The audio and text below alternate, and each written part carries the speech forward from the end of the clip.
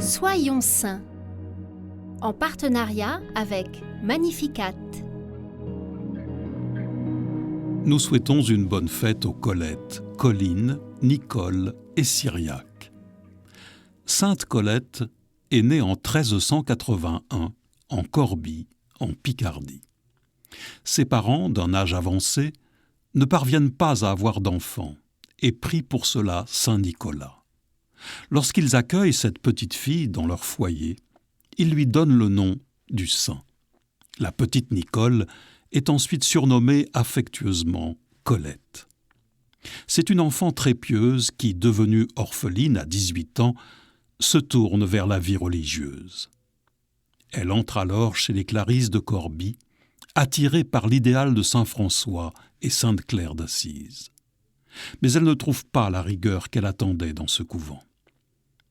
Elle tente ensuite d'entrer chez les bénédictines, où elle rencontre la même déception.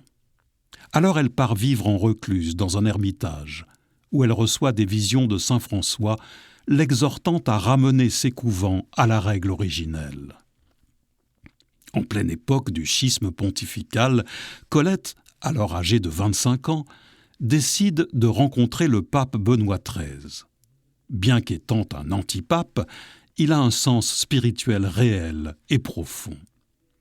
Il reçoit sa profession religieuse et la nomme abbesse de tous les monastères qu'elle sera amenée à fonder ou réformer, décision confirmée par Alexandre V, le pape de Rome.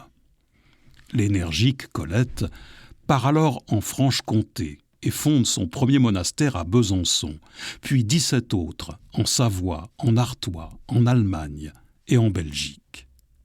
Elle rend son âme au Seigneur dans ce dernier pays, à Gand. Son corps est ensuite transporté à Poligny, dans le Jura. Sainte Colette est priée par les femmes en espérance d'enfants. Nous pouvons aujourd'hui confier à son intercession les couples que nous connaissons qui prient à cette intention. Et nous nous mettons à l'écoute d'un extrait de la belle prière écrite par Sainte Colette pour demander des grâces au Seigneur.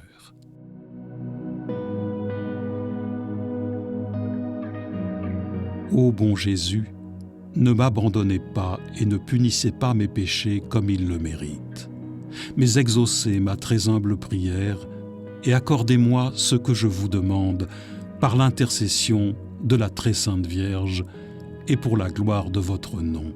Ainsi soit-il.